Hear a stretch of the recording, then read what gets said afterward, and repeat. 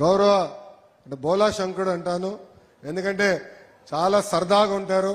కష్టకాలాల్లో తెలుగుదేశం పార్టీకి ఇప్పుడు ముఖ్యమంత్రి, ఆనాడు ప్రతిపక్ష నేతకి చంద్రబాబు నాయుడు గారికి అండగా నిలబడిన వ్యక్తి మా అనగాని సత్యప్రసాద్ గారు.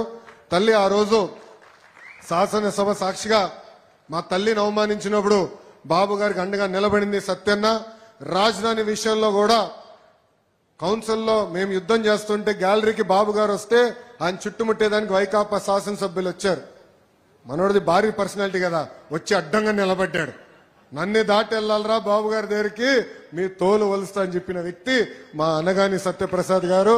రెవెన్యూ మార్చులు ఈ కార్యక్రమం జయప్రదం అయిందంటే, మనం చేయగలుగుతున్నాం అంటే దానికి కారణం ఆయన ప్రోత్సాహం. ఎప్పుడు ఫోన్ చేసినా, ఎప్పుడు మెసేజ్ పెట్టినా ఇసుక్కోకుండా ఓపిక్గా ఫైల్ ని సెక్షన్ నుంచి కేబినెట్ వరకు తీసుకొచ్చి కేవలం మంగళగిరి ప్రజలకే కాదు ఆంధ్ర ప్రజలకి ఆయన చేసిన మేలు మనందరం మరవలేమని ఈ సభాముఖం తెలుపుకుంటూ